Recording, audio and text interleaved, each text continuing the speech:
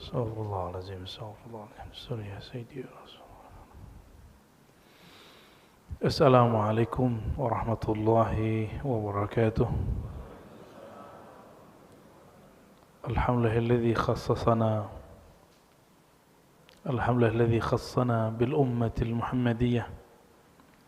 Asyhadu an la ilaha illallah, asyhadu anna Muhammadan abduhu wa rasuluh. Allahumma salli wa sallim wa barik ala sayyidina Muhammad wa ala alihi wa ashabihi ajma'in wa ba'du. Baik Bapak Ibu, saudara-saudariku yang bukan Allah, sebelumnya kita membahas tentang keutamaan atau keistimewaan umat Nabi Muhammad SAW yang umum, dan itu jumlahnya ada 14. Ya, silakan dilihat kajian-kajian yang lama. Insyaallah sekarang masuk kepada keutamaan khusus. Keutamaan khusus ini banyak, ada puluhan. Nanti kita coba baca pelan-pelan mulai dari wudu sampai nanti di akhirat bertemu Allah Subhanahu wa ta'ala. Jadi urusan ketemu Allah mulainya wudu dulu. Ya, orang yang tidak berwudu, tidak pernah punya amalan ini, gak akan ketemu Allah Subhanahu wa ta'ala semudah umat Nabi Muhammad sallallahu alaihi wasallam. Ini seri kajian karya-karya dari Abuya Sayyid Muhammad Alawi Al-Maliki.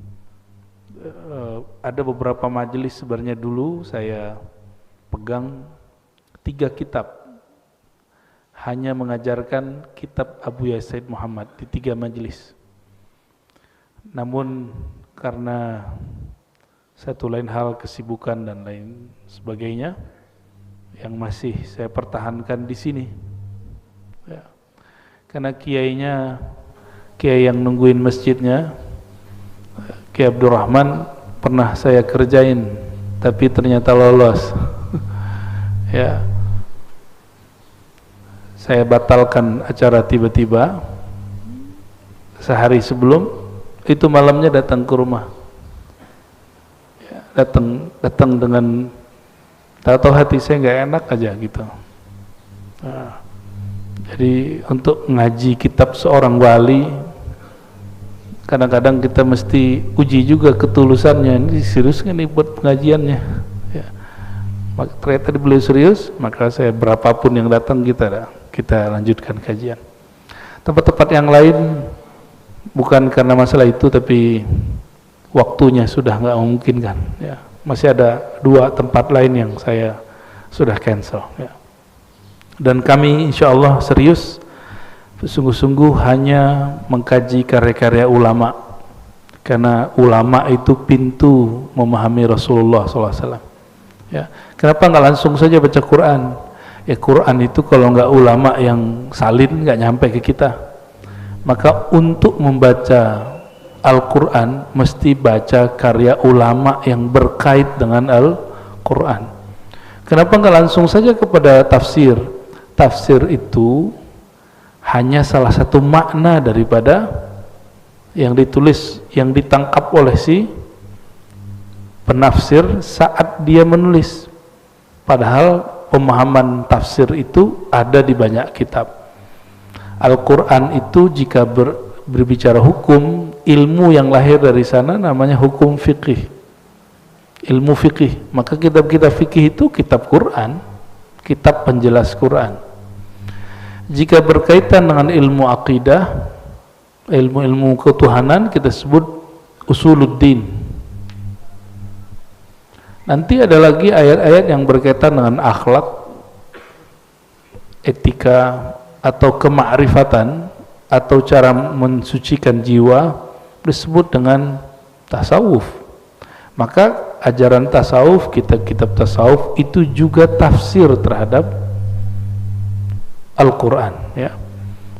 Jadi kalau anak-anak muda hari ini yang baru hijrah kadang-kadang itu mempertanyakan kami, kok pakai kitab-kitab yang bukan kitab Al-Quran? Ya, justru kitab ini penjelas Al-Quran. Ya. Mari kita baca surah Al-Fatihah untuk baginda Nabi Muhammad SAW, untuk pengarang kitab ini Abu Said Muhammad dan guru-guru kami yang mempunyai sanad kepada beliau.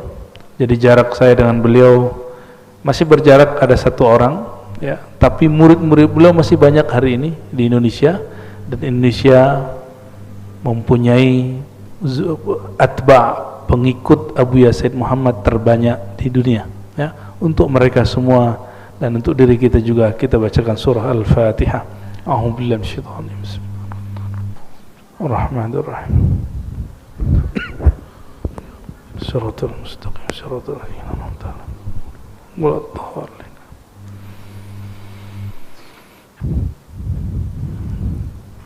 Bismillahirrahmanirrahim. Wabihi qala al-muallif Abu Said Muhammad al-Maliki syaraful wudu wa fadluh, ya. Semoga nanti sudah ada terjemahannya, jadi teman-teman dapat mencari kitab ini. Ini biasanya ini percetakan langsung terjemahin ya, bi kita ngomongin. Ya. Syaraful wudu, kemuliaan wudu dan keutamaannya. Jadi beliau berbicara bukan dari sisi fikih, tapi kelebihan umat ini, umat Nabi Muhammad SAW dibandingkan umat terdahulu, dimulai dari yang kecil, yaitu wudu. Maka wudu yang kita lakukan tadi, termasuk tayamum, itu amalan yang tidak pernah ada seperti itu di amalan ulama-ulama Bani Israel. Umat-umat terdahulu nggak ada. Mereka bersuci tapi dengan cara yang berbeda. Kita baca sedikit. Wa minasyarafil ladzi dakharahu Allah Ta'ala li hadhil ummah ma'addahu min ats-thawabil jazil wal fadlil jamil alal wudu, ya. Salah satu kemuliaan yang Allah simpan untuk umat ini dan tidak diberikan kepada umat terdahulu adalah Allah memberikan rahasia ganjaran yang besar terhadap amal yang kecil dari wudu, tapi pahalanya nggak kecil gitu. Pahalanya nanti ketemu Allah. Nanti kita coba lihat, ya.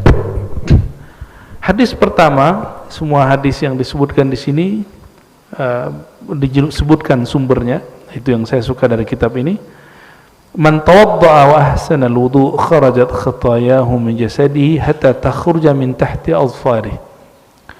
Orang yang berwudu lalu ahsanal wudu, bukan akmala, tapi ahsan, membaguskan wudunya. Karena menyempurnakan tidak mungkin, kita nggak bisa sempurna. Kharajat khatayahu min jasadi. Kalau orang bisa melihat secara hakikat, dia akan melihat kharajat khataya, kesalahan-kesalahan orang itu keluar dari jasadnya, hatta takhruj min tati azfari. Kalau ada yang masuk ke kuku lalu keluar, itu kotoran-kotoran yang zahir ataupun yang batin itu keluar. Begitu kata beliau di riwayat Imam Muslim, ya. Lalu di hadis yang berikut beliau menambahkan, ya, keluarnya itu kharaja min wajhihi kullu khati'atin nazara ilaiha bi'ainihi.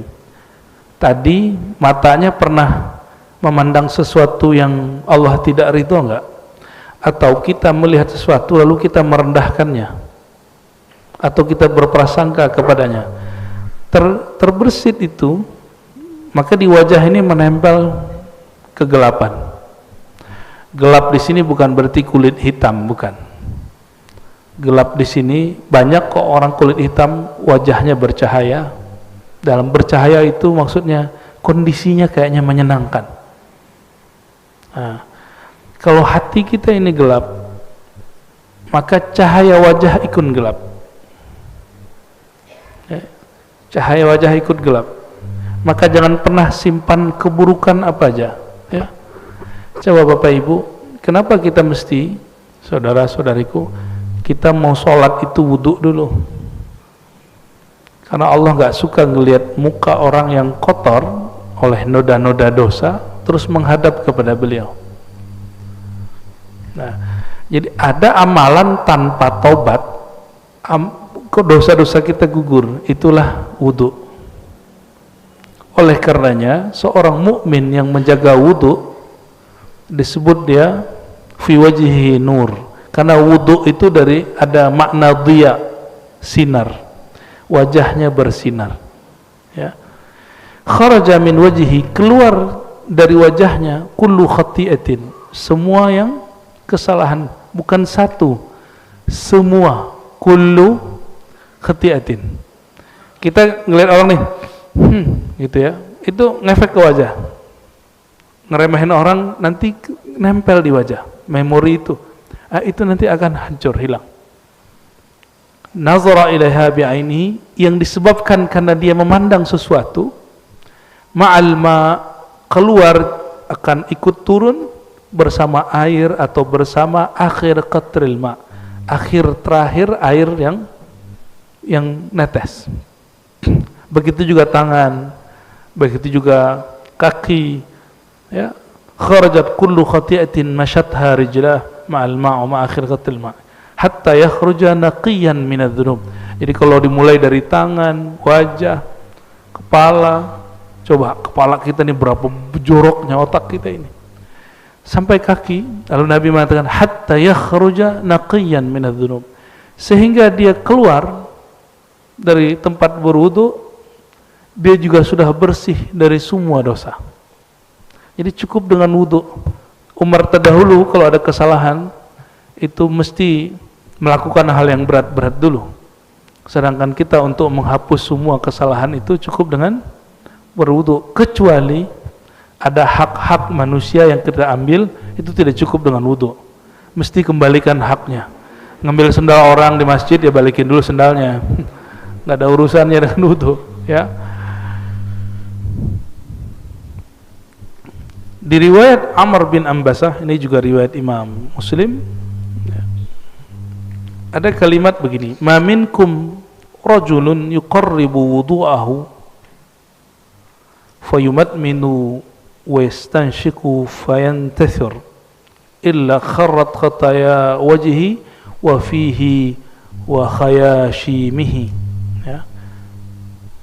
Summa idza ghasala wajhahu kama amara Allah illa kharrat khataya wajhi min atrafi lihiyatihi mal ma. Sama dengan tadi, bedanya di belakang ada kalimat fa in huwa qama fa shalla fa hamidallahu wa athna alaihi majjadahu billadhi huwa lahu ahlun farra qalbuhu illa ansarafa min khati'ati kaiti yaumin ka yauma waladathu ummuh. Jadi mau diampuni seperti baru lahir, enggak mesti nunggu Ramadan. Kelamaan.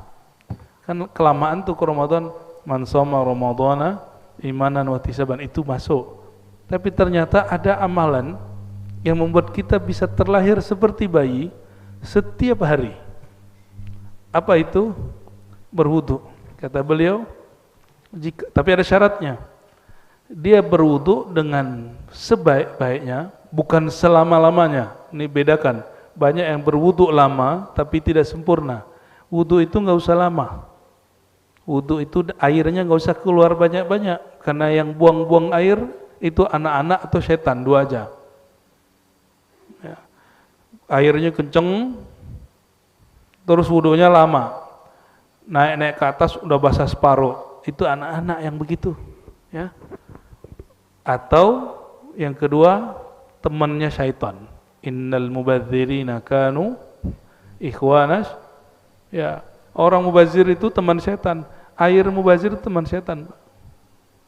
Teman-teman kita di Eropa itu kaget melihat orang Indonesia Jumatan airnya itu gede-gede gitu keluarnya.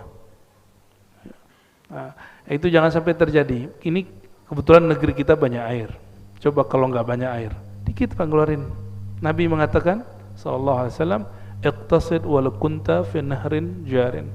Hendaklah kamu berhemat meskipun di air yang mengalir, di sungai. Nahrin artinya sungai, sungai yang mengalir. Jadi jangan boros-boros. Ya biasa aja. Sedikit. Saya kalau wudu saya keluarin sedikit. Ya. Coba nanti praktek habis ini wudu, keluarinnya sedikit. Jadi syaratnya supaya keluar habis wudu ditambah sholat 2 rakaat. Fa in huwa qam atau qaimun fa shalla jika dia sholat dua rakaat atau berapa rakaat, fahamidallah wa athna alaih, lalu dia puji Allah, dia besarkan Allah, billadzi huwa lahu ahlun, sebagaimana mestinya Allah pantas mendapatkan pujian. Wa farraga qalbahu lillah, lalu dia kosongkan hatinya hanya untuk Allah. Jadi kalau ada ajaran agama yang mengatakan kosongkan pikiran, nah itu separuh jalan sudah. Tapi mesti ditambah, kosongkan hatimu dari selain Allah, berarti diisinya cuma dengan nama Allah. Jangan kosong-kosong amat, nanti ada ngisi. Illan sarafa min khati'atihi, melainkan nanti ketika dia keluar, dia berdiri, pergilah semua dosanya, hilanglah semua dosanya seperti bayi baru lahir. Kaihaiti yawma kayawma waladathu ummu, seperti hari dia baru lahir. Nah, itu wudhu yang gimana? Wudhunya selalu ingat Allah, airnya tidak mubazir dan tidak was-was. Nah, jadi wudhu itu jangan berulang-ulang yang was-was. Ya. Orang yang was-was, saya sampaikan kepada yang was-was yang wudhunya lama, coba amalkan wudhu hanya sekali-sekali. Jadi jangan 3 kali. Cobain. Jadi ada teman-teman kita yang seperti itu, kita buat latihan. Kamu hanya boleh berwudhu sekali seminggu ini. Jadi dia sekali wajah, sekali tangan. Itu berat bagi dia. Setiap wudhu setengah jam. Itu pas masuk masjid udah basah separuh. Padahal ini sudah dewasa. Ternyata pernah baca kitab tapi salah faham. Imam Ghazali mengajarkan kalau wudhu sampai di tangan baca apa, di wajah baca apa. Itu bukan dibaca begini, itu hanya dimakrifatkan, hanya dimaknakan, bukan kemudian panjang nanti. Itu doanya udah 3 lembar. Kapan selesainya? Ya, maksud Imam Ghazali nggak begitu. Ya, yang berwudhu masih lama, nah, nanti hati-hati. Ada satu syaitan nempel di dirinya. Kalau wudhunya masih begitu, masih berulang-ulang was-was. Nanti dia kalau masuk, dia mikir, kayaknya belum sempurna, kayaknya belum. Nah, orang-orang ini kena syaitan namanya walahan. Apa nama syaitannya? Walahan. Syaitan inilah yang memberi was-was di dalam pikiran, sehingga orang yang berwudhu merasa wudhunya belum sempurna. Wudhu kita nggak akan pernah sempurna, tapi cukupkan rukun dan syaratnya. Udah, nggak usah sempurna. Yang sempurna hanya milik Allah Subhanahu wa Ta'ala.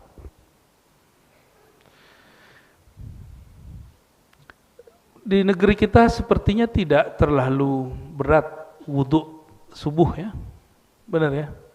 Tapi di Turki atau di negeri-negeri subtropis, di Eropa, di India di musim dingin, di Cina, termasuk di semua wilayah Arab musim dingin, itu wudhu, bayangkan lagi 2 derajat, 3 derajat, 4 derajat, gimana perasaannya wudhu?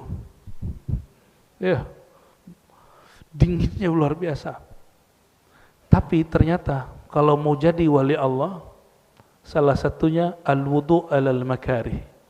Ya, annal wudhu alal makarih yarfa'ud darajat. Wudhu di saat kita nggak senang karena dingin, itu bisa mengangkat derajat. Ini yang disebut darajatul walayah, derajat kewalian.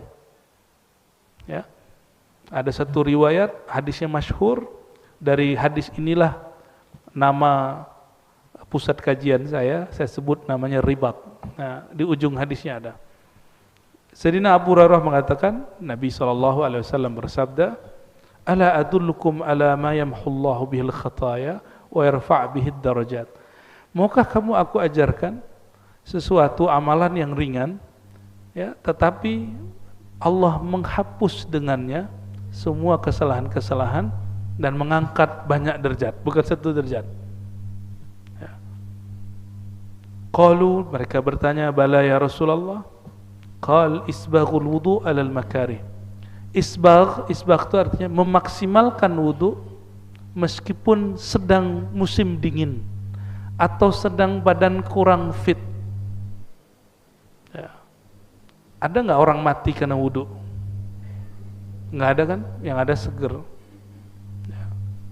Cuma karena orang Indonesia ini wudhunya mesti basah. Padahal wudhu begini cukup, Pak.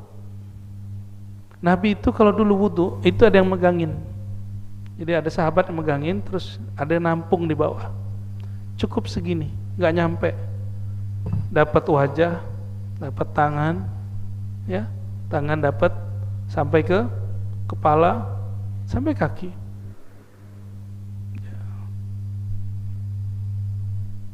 Nggak perlu saya tunjukin lah ya, sudah banyak orang nyontohinnya di YouTube ya. Cara berwudu dengan satu gayung gitu banyak. Kalau ada orang ngomongin nggak enak, itu nafsu. Dia berwudu dengan nafsunya, bukan berwudu dengan kalbunya. Dan di hadis Nabi, hadis Imam Tirmizi dikatakan, la wudu'a liman lam yadhkur ismallahi alaih. Tidak sempurna wudhu seseorang jika dia wudhu tidak ingat kepada Allah Subhanahu wa ta'ala. Lalu yang pertama tadi apa? Memaksimalkan, membaguskan wudhu meskipun kita lagi nggak senang kena air. Nah, ibu-ibu nih mohon maaf, paling malas kalau malam-malam tuh mandi wajib, ya nggak? Coba tanya bapak-bapaknya, kayaknya benar deh ya.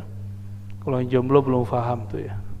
Padahal sudah ada air hangat, ya, mandi wajib, hampir sama lah kira-kira. Wa qasratul khuta ilal masajid. Langkah yang banyak ke masjid. Masajid bukan satu masjid, ke masjid-masjid. Ya. Maka saya kalau jalan, Bapak Ibu, niat saya pergi ke masjid. Saya kalau keluar rumah, biasanya niatnya mau pergi ke masjid. Hatta misalnya saya mau ke gunung nih, mau hiking, tapi niat saya mau ke masjid. Ntar di sana kalau ada apa, kita buat musola kecil kayak, atau kita numpang sholat di surau, di langgar, gitu. Ya. Ada sebuah hadis, wa ju'ilat liyal ardu masajida. Allah jadikan bagiku hamparan bumi sebagai masjid-masjid. Coba sekarang kalau keluar rumah, niatnya apa?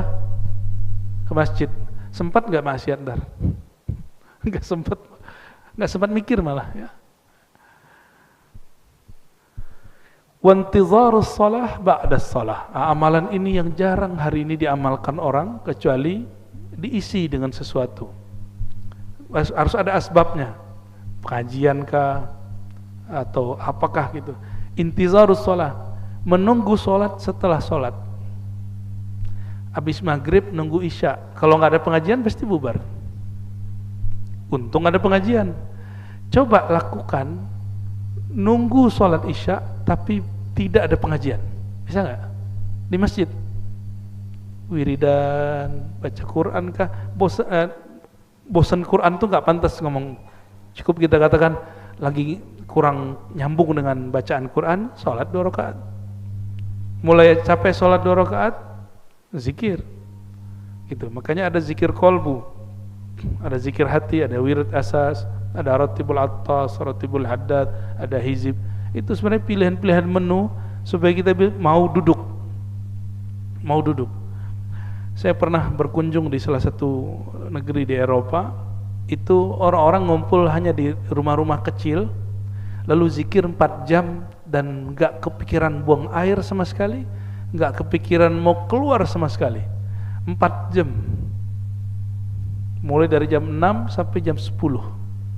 Karena di sana jam 6 tuh baru habis asar, jam 10 itu masih terang, 10 malam tuh masih terang, baru kemudian maghrib dan kami berbuka. Jam 6, jam 10, berapa jam? Nggak pindah-pindah. Mereka baca Yasin 3 kali, baca Al-Kahfi sekali, baca Ar-Rahman, Al-Mulk, lalu zikir ini 1000, ini 1000, terus gak berhenti-berhenti, sholawat sekian ribu, 4 jam, dan gak ada yang batal wudhu sama sekali. Ya, kalau orang Indonesia nggak tahu deh ya, udah ngeliat-liat jam, lama bener di zikir. Lalu kita menemukan di dalam kitab Syekh Abdul Rauf As-Singkili, ya, Syekh Abdul Rauf ini ulama Aceh yang lama di Madinah. Beliau di risalah zikirnya menyanjurkan murid-murid kalau ba'da maghrib itu jangan pulang dulu, disuruhnya sholat 3 kali salam, 2 rakaat, lalu disebutkan zikir-zikirnya sampai selesai, sampai datang waktu isya. Ketika saya cek ini torikotnya apa, ternyata torikotnya Syatariyah dan Qadiriyah, ya. Jadi mereka ngamalin itu. Pengamal ini sampai hari ini itu cuma secara istiqomah orang-orang yang bertorikoh sufi. Itu sebabnya syaitan gak suka sama sufi. Itu sebabnya syaitan merasuk kepada ustadz yang tidak berzikir lalu membid'ahkan para sufi, ya, menganggap sesat para sufi, karena itu musuh dia. Jadi memusuhi ahli zikir, kita curiga jangan-jangan dia kerasukan syaitan, ya, hati-hati. Ini mantum tuh syaitan gak suka, karena duduk di majelis nangis dia sekarang di luar. Syaitan tuh nangis, cuma kita nggak lihat aja. Ya, coba kalau lihat pasti doyan ngaji, doyan zikir. Ya. Untung kita nggak lihat, ya. Lalu Sayyidina Nabi SAW mengatakan, "Fadzalikumur ribat, fadzalikumur ribat." Itulah yang disebut ribat. Ribat itu artinya ikatan. Akhirnya oleh ulama di tanah Hijaz, di Saudi sekarang, dulu namanya Hijaz, dan di Yaman, tempat zikir itu, tempat nunggu orang lagi zikir lama-lama disebut ribat. Tapi dalam lahjah dialek orang Mekah dan Yaman disebut rubat. Ya, disebut apa? Rubat, ya. Saya selama menunggu musim haji kemarin, kita berkeliling ke rubat-rubat Mekah. Jadi masih ada di sana orang-orang yang dari dari asar nunggu sampai maghrib, dari maghrib nunggu isya, itu zikir semua. Kalau nggak zikir ngaji, kalau nggak ngaji zikir, udah gitu aja. Masih ada, ya. Dan zikir tarekat orang Mekah, cuma udah nggak di Masjidil Haram. Kalau dulu langsung depan Masjidil Haram, ini di Jabal Abi Kubais namanya. Wa min dzalik anna syahadata ba'da al-wudu sababu dukhulil jannah. Tidak hanya itu, salah satu kemuliaan umat Nabi Muhammad SAW, setelah dilepas semua keburukan-keburukannya, dinaikin derajatnya, dijadikan syahadat setelah wudu sebab masuk surga. Syahadah ba'dal wudu, syahadat setelah wudu adalah mahar masuk surga. Nah, kita bacain hadisnya, ya. Dari Sayyidina Umar, qala Rasulullah SAW, "Man tawadda'a fa ahsana wudu'ahu." Siapa yang berwudu lalu memaksimalkan, membaguskan wudunya, tsumma qala asyhadu an la ilaha illallah wahdahu la syarikalah. Aku bersaksi tiada yang berhak disembah kecuali Allah yang Maha Esa, tiada syarikat baginya, wa anna Muhammadan abduhu wa rasuluh. Ya. Itu lalu biasanya tambahin doa, ya. Doanya apa? Allahumma ja'alni minat tawwabin. Ya Allah, jadikan aku orang yang berkali-kali tobat. Nah, kita ulangi terjemahannya, bukan sekedar orang yang bertobat, tapi diartikan apa? Orang yang berkali-kali tobat. Waj'alni minal mutatahhirin. Jadikan aku, ya Allah, orang yang suka bersuci. Bersuci di situ artinya suka berwudu. Futihat lahu. Nah, di hadis ini tidak digabungkan dengan hadis yang lain. Di hadis yang lain ada tambahan, lalu dia baca raditu billahi rabba wa bil islam bidina, hadis Imam Muslim, ya. Dikatakan di hadis ini, siapa yang baca syahadat dan doa ini, futihat lahu abwabul jannah, dibukakan bagi dia pintu surga ats-tsamaniyah, yang pintu surga itu ada 8. Jadi surga itu, pintu di sini bukan pintu yang kita pahami, tapi maksud gerbang besar. Nah, nanti di gerbang itu ada tempat-tempat orang masuk.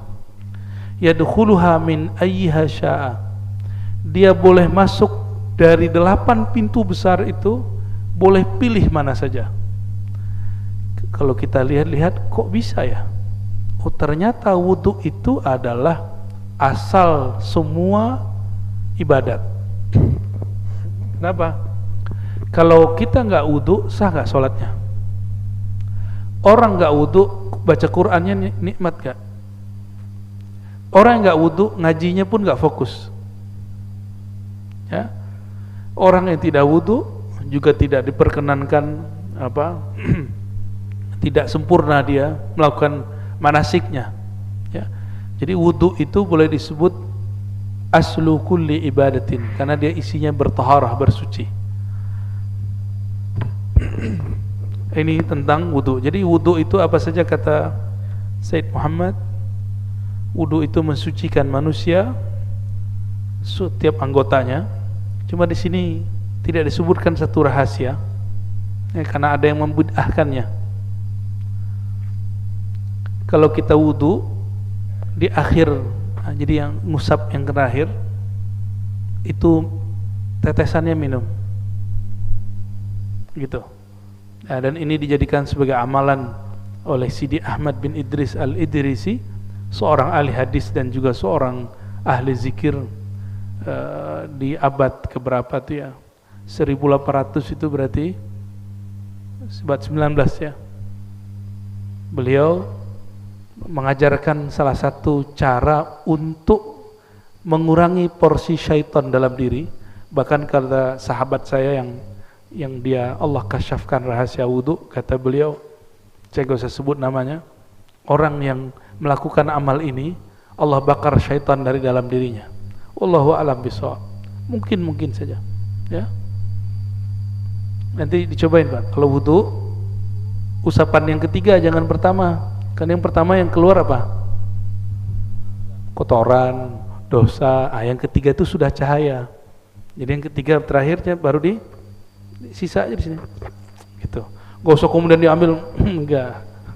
Itu namanya minum air keran. Ya, yang bekas wudu kita itu sudah cahaya Allah yang masuk.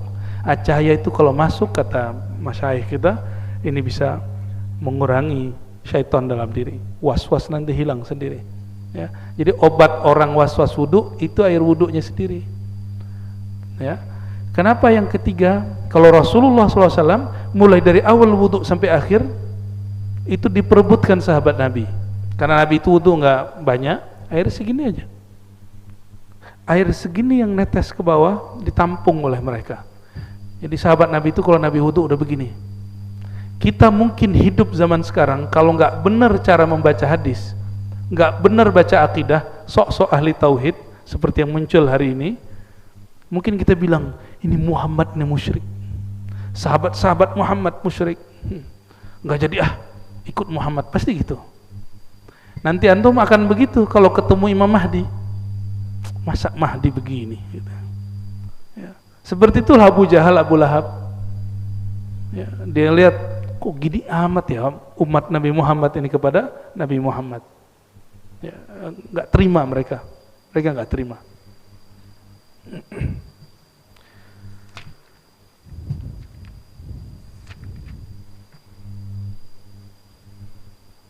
Itu barangkali tentang wudu ya. Kita lanjut atau pertanyaan? Lanjut. Oke.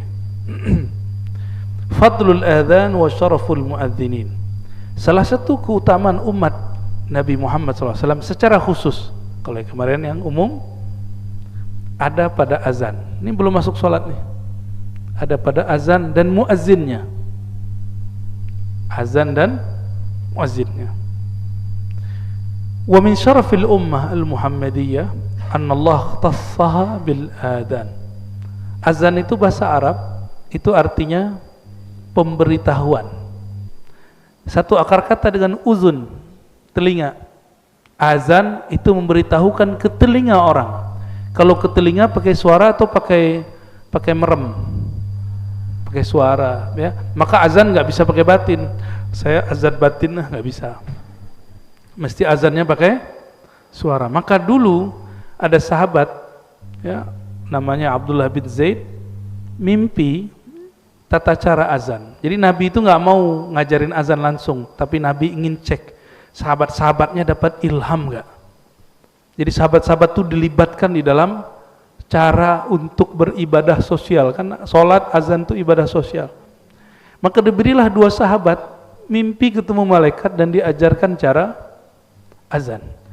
Dalam hadis Imam Abu Daud disebutkan dalam babul kitabul azan bahwa ada malaikat mengajari Abdullah bin Zaid cara azan, lalu disetor ke Nabi. Jadi tiap pagi mereka setor mimpi ke Rasulullah SAW. Jadi sahabat itu pengalaman rohani disetor ke Nabi. Coba mana ada majelis begitu hari ini? Majelis hari ini setor ke ustadz apa?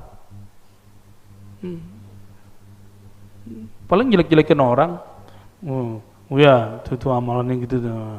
Sibuk sama amalan orang aja. Nggak ada yang sibuk dengan perkembangan rohaninya. Ya, kalau orang dulu di zaman sahabat Nabi, mereka beramal, disuruh Nabi beramal. Itu nggak hanya sholat, tapi juga ada koneksi batin. Dilatih berkoneksi batinnya dengan Allah, dengan malaikat, dengan arwah-arwah yang suci. Ada caranya, dan itu bukan syirik. Itu ajaran baginda Rasulullah SAW. Makanya Nabi itu doyan ke kubur, malam-malam lagi. Coba antum bayangin, kalau ada ustadz hari ini ngajak ke kuburan malam-malam gimana? Berani gak? Pasti orang bilang itu ustadz kuburiyun. Ente berani nggak ngomong gitu ke Rasulullah SAW? Ya, Rasulullah itu malam-malam Sayyidah Aisyah tidur, keluar dari rumah, kan deket, jalan sedikit beberapa ratus meter udah nyampe di Baqi. Lalu Nabi kemudian seperti berdialog dengan ahli kubur. Nabi suka begitu. Nah, itu disebut dengan berkoneksi dengan kubur. Maka Nabi mengeluarkan satu kalimat, zurul qubura fa innaha tudzakkirul maut. Ziarahilah kubur karena dia bisa memutus cinta kamu dari dunia, yaitu mengingat kematian. Orang semakin dia cinta dunia, semakin gelap cahaya wajahnya. Mau dia sudah belajar zikir sekian ribu tahun, itu iblis. Iblis 18.000 tahun dia belajar zikir, latihan zikir, gelap wajahnya. Sampai hari ini wajah iblis itu gelap, padahal sudah pernah berzikir 18.000 tahun. Maka jangan andalkan wirid-wirid kita. Yang kita andalkan adalah ma'rifat kepada Allah, ma'rifat kepada Sayyidina Nabi SAW. Dan ma'rifat itu kalau nambah pasti tambah merendah, bukan tambah meninggi. Ya, bukan merendah tapi meninggi.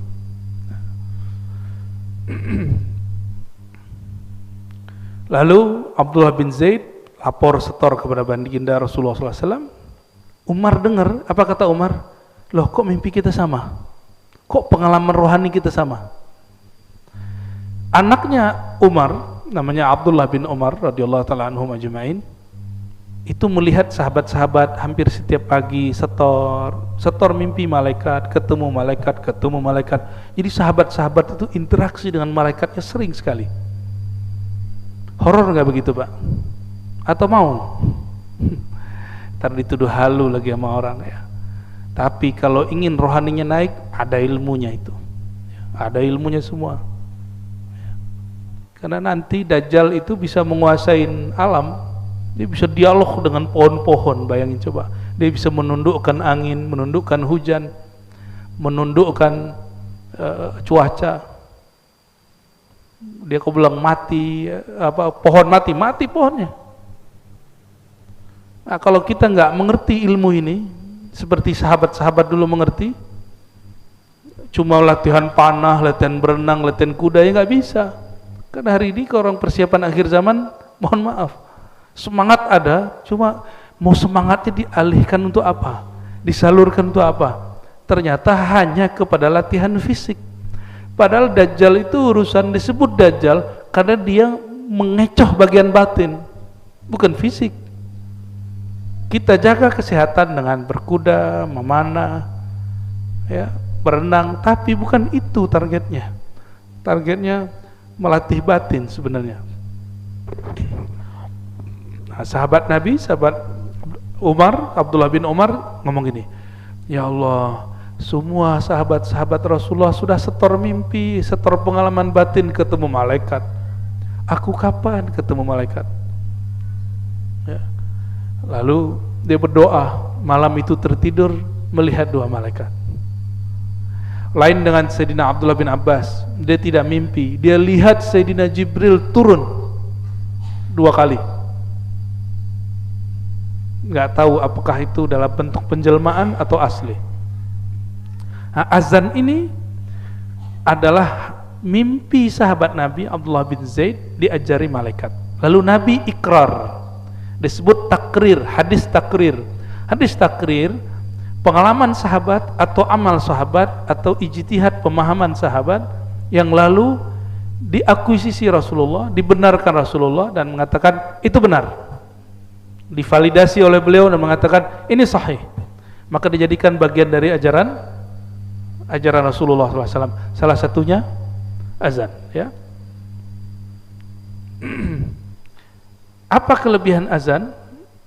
Annal muadzin yashhad lahu kullu ma yasma' sautahu bil azan. Nah, ini yang menarik.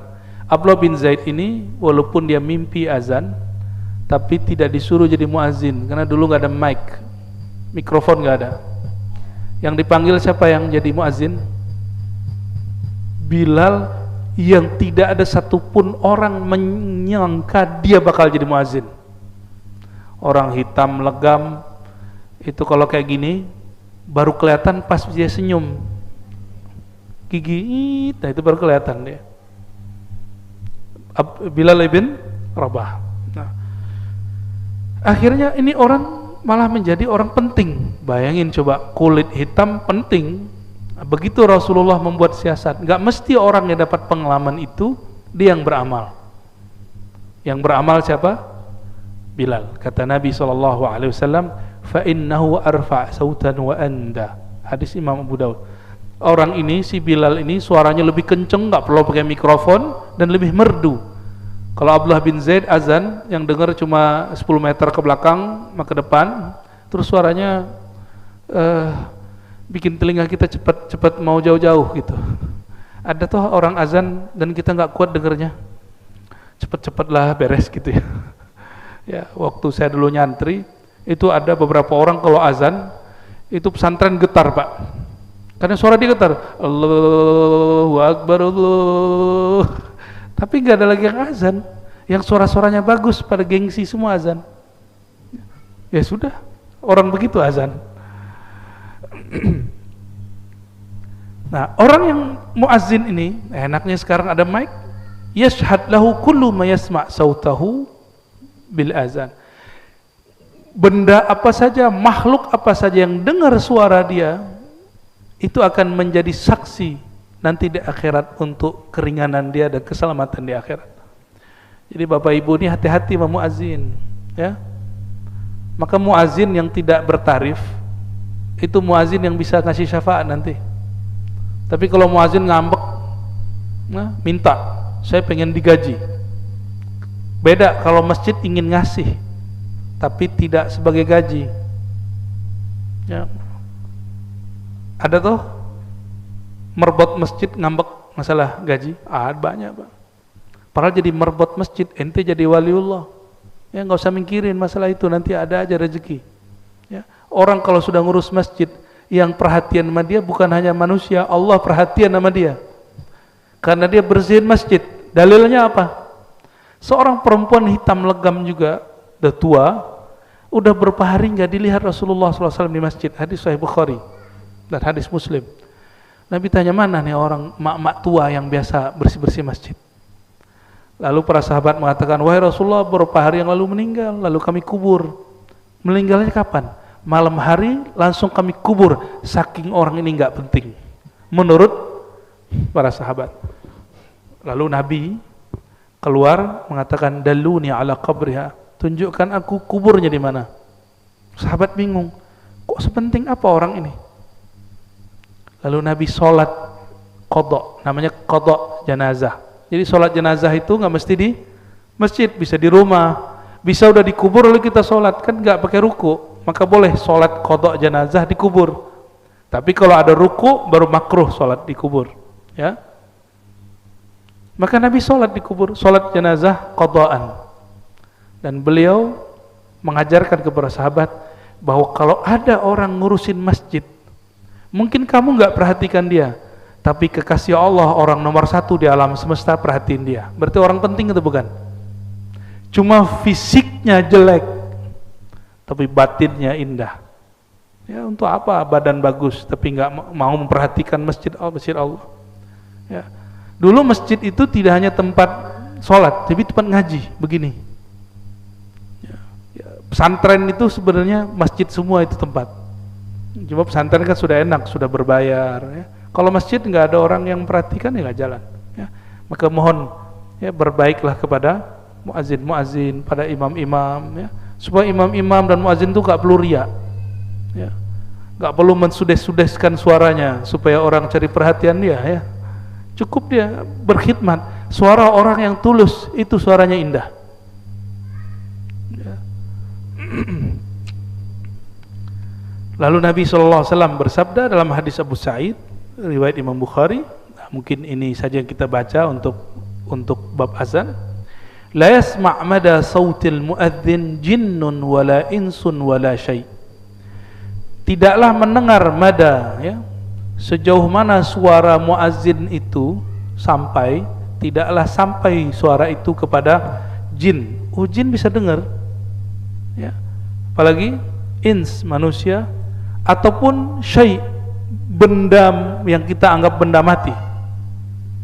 Illa yashhad lahu yaumal qiyamah, kecuali semuanya menjadi saksi dia pada hari kiamat. Semua orang ngomong, wahai Rasulullah, itu orang dulu ngajak kami sholat tapi kami nggak datang. Annahu yashhad lahu kullu ratbin wa yabisin. Di riwayat lain, di riwayat Abu Daud ditambahkan, bahkan jika ada pohon-pohon, kalau dulu kurma yang kering atau basah pun, atau daun kering, daun basah pun, semuanya menjadi saksi bahwa orang ini pernah azan bersyahadat kepada Allah SWT. Dan nanti di akhirat yang mahal itu, siapakah saksi kita kalau kita bersyahadat? Jadi ada orang yang saksinya adalah dirinya sendiri, maka Allah minta kamu cari persaksian, siapa yang menyaksikan kamu dulu bersyahadat. Lalu ada yang kayak muazin, semua benda.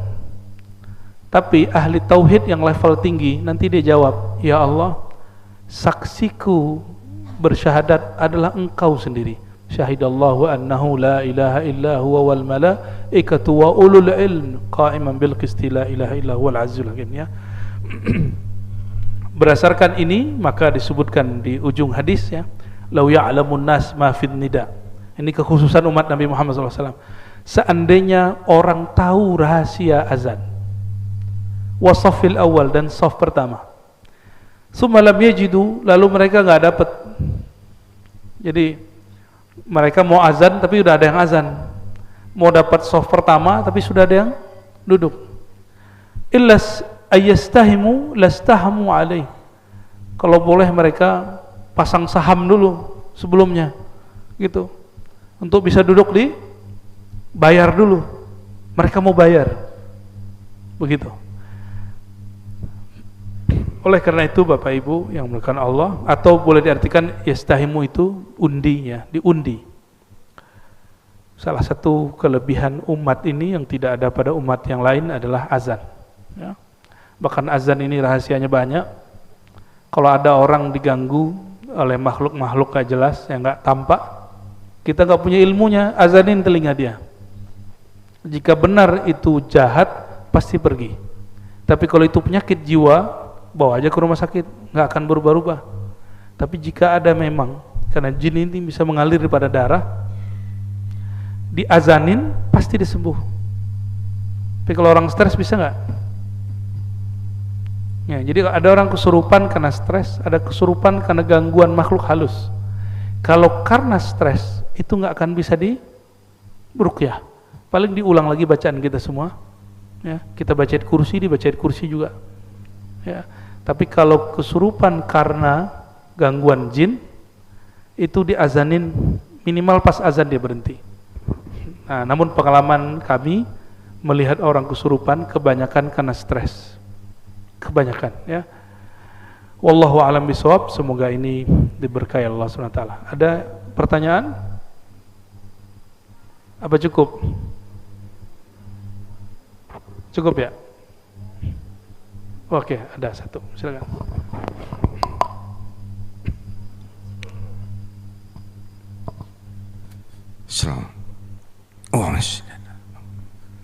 Assalamualaikum warahmatullahi wabarakatuh.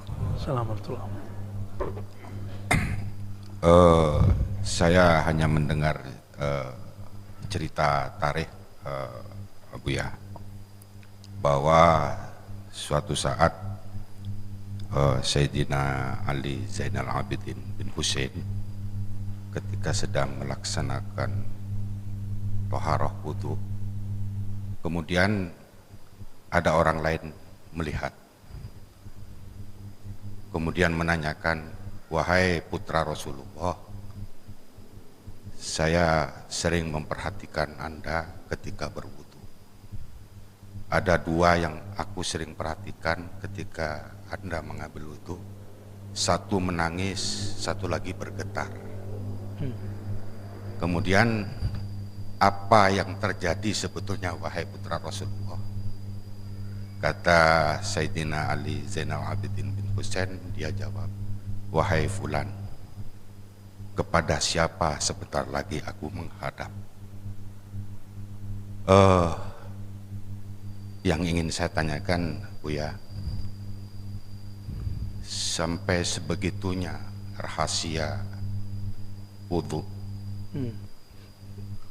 di hadapan orang-orang yang makomnya mungkin sudah sampai kepada ma'rifat Allah. Saya kira itu pertanyaannya, Bu ya. Terima kasih. Assalamualaikum warahmatullahi wabarakatuh. Assalamualaikum. Ada yang disebut dengan makom dan hal. Makom itu pencapaian rohani karena latihan-latihan. Hal bahasa Arab, bukan hal bahasa Indonesia. Hal itu anugerah pemberian Allah sebagai bentuk kemurahan Allah Subhanahu wa taala. Walaupun orang ini enggak beramal, itu namanya hal. Sedangkan Sayyidina Ali Zainal Abidin tadi, cucu Sayyidina Ali, beliau mengalami hal namanya. Halul buka wal khauf. Rahasia. Jadi beliau ketika wudu itu ada rasa terharu, ada rasa takut kepada Allah SWT, mau ketemu Allah. Tapi ada keadaan lain, yaitu asyauq ilallah, rindu. Orang kalau rindu nangis gak? Ibu-ibu ini kalau rindu nangis. Kalau bapak-bapak ini kalau ngerindu ngelindur. Kalau nggak ngerokok gak jelas gitu ya. Tapi kebanyakan orang yang berhati lembut, jika dia rindu dia nangis. Disebut halus syauq ilallah. Orang ini rindu ketemu Allah. Berarti orang ini makom solatnya sudah makom ihsan. Solatnya betul-betul ketemu dengan Allah. Dan itu nggak bisa dibuat-buat, mesti dilatih. Dimulai dari latihan tobat, lalu latihan zikir. Nanti akan diberi rasa itu. Alhamdulillah kami sering juga mengalami hal itu, ya. Tapi nggak sesering dulu, ya. Kalau sekarang halnya lain lagi. Kalau dulu saya mau wudu, mau sholat itu sama. Jadi itu bukan amalan orang dulu. Hal ini anugerah yang Allah berikan ke siapapun dan di masa apapun. Karena mau ketemu sang kekasih. Jadi bagi orang-orang yang sudah kenal Allah, Allah itu bukan tukang ancam. Allah itu yang dirasakan adalah zat yang maha pengasih, penyayang, zat yang maha memperhatikan, zat yang maha baik sekali. Sehingga kerinduan, cinta kepada dia itu enggak tertahankan sama sekali. Itu sebabnya baginda Nabi SAW kalau sholatnya lama, dan itu sholatnya terisak-isak, orang nangis gitu. Secara fikih, ulama fikih kan lucu. Ulama fikih ini nggak semua dapat rasa ini. Ngeluarin hukum bab mengenai bahwa seishak tidak membatalkan sholat. Nah, ini lucunya ahli fikih sebagian. Kayak gitu nggak usah dikeluarin hukumnya. Ya, tapi saya baca kitab fikih bagi saya lucu. Ya. Ini bukan untuk dihukumkan. Ini bab tentang rohani. Ya, mungkin ada orang ketawa kan batal Pak sholatnya. Kalau senyum enggak? Kenapa? Ada orang senyum lagi sholat yang dia lihat alam lain. Gitu.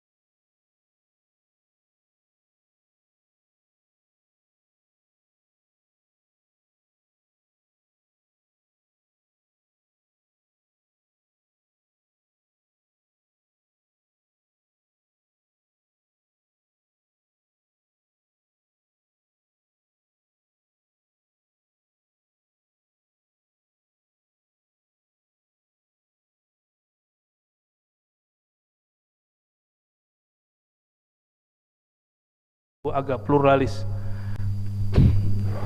Anaknya namanya Muhammad Maksum, itu ngamalin sunnah Pak. Ngamalin sunnah itu mulai dari bangun tidur sampai tidur lagi. Tidurnya pun menyesuaikan diri dengan sunnah. Suatu kali dia gak pernah tinggal sholat jamaah, masuk masjid lupa kaki kirinya dahulu. Ketika melangkah kedua ketiga, dia lihat kakinya, kenapa kaki kiriku langsung masuk ke masjid Baitullah? Maka dia tersan 3 hari 3 malam gak bangun-bangun. Orang dulu begitu. Adakah hal itu sekarang? Masih ada. Cuma itu biasanya baru dizohirkan kalau orangnya meninggal. Maulana Muhammad Maksum baru dikisahkan itu setelah dia wafat. Wafat baru ditulis manaqibnya. Ya. Jadi hal-hal begitu ada memang, ya. Dan itu tidak dibuat. Mereka memang ahli ma'rifatullah, kenal kepada Allah. Kenal kepada Allah bukan masalah jumlah sholatnya banyak, tapi memang kolbunya, ruhnya mengetahui sifat-sifat Allah subhanahu wa ta'ala. Barangkali itu Bapak Ibu, udah jam 9 ya. Kami mohon izin, semoga kajian ini Allah berkahi. Bapak Ibu yang hadir ikut mendapatkan kemuliaan yang ditulis di dalam kitab ini. Amin ya rabbal alamin. Kita tutup dengan kafar majlis. Subhanakallahumma wa bihamdika asyhadu an la ilaha illa anta astaghfiruka wa atubu ilaik. Wa sallallahu ala sayyidina Muhammad. Assalamualaikum warahmatullahi wabarakatuh.